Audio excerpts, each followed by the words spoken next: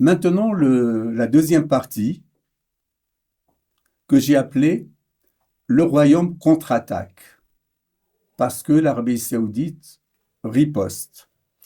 Déjà, la première salve, mais qui n'a pas tenu, c'était en 62, la création de la Ligue islamique mondiale.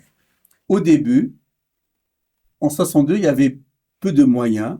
Donc, le travail de la Ligue islamique mondiale, dont le siège est à Jeddah, il est toujours à Jeddah, c'est au moment des pèlerinages, il faisait du prosélytisme, c'est-à-dire qu'il donnait des Corans et qu'il donnait des livrets, des khotab, des imams salafistes.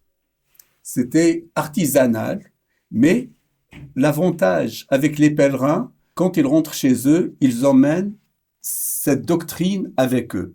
Et quand ils rentrent chez eux en venant de la Mecque, ils ont une certaine autorité morale. Donc, quand ils lisent et ils répètent les khotab des wahhabites, ils seront mieux écoutés.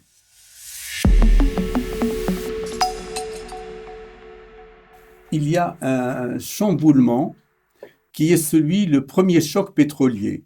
La guerre de Kippour, c'était un tournant, d'abord pour les économies occidentales, puisque le prix du pétrole a quadruplé, et ensuite, l'Occident découvre que le pétrole est rationné.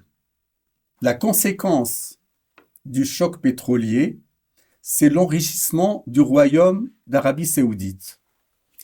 Je reviens à la Ligue islamique mondiale. Elle dispose de très grands moyens. Et le régime, le pouvoir saoudien et les wahhabites ont multiplié les leviers. C'est-à-dire, ils ont créé des ONG islamiques. La plus connue, c'est le Secours islamique mondial, Al-Irath al-Islamiyya Doualiya, qui est très connue.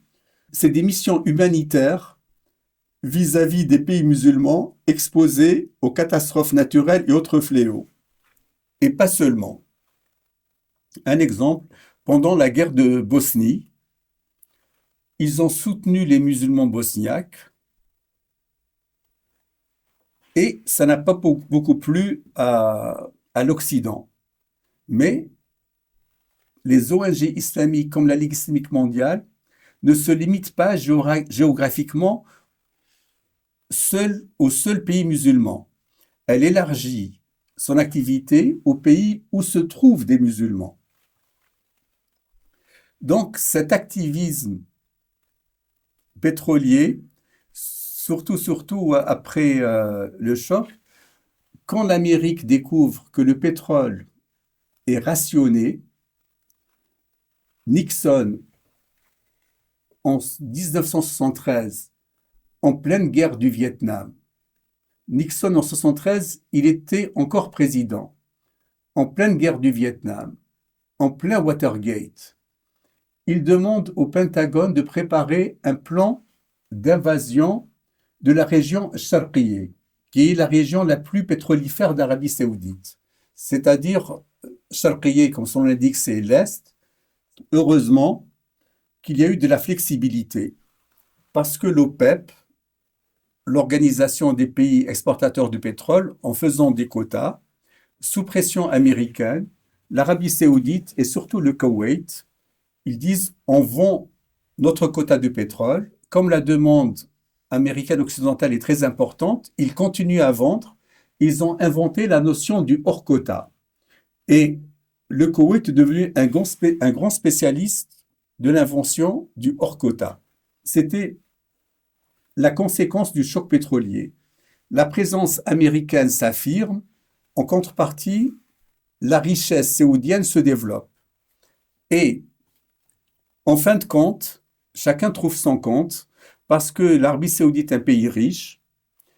Il y a beaucoup de commerce avec l'Arabie saoudite et toujours rigoristes, ils sont fréquentables.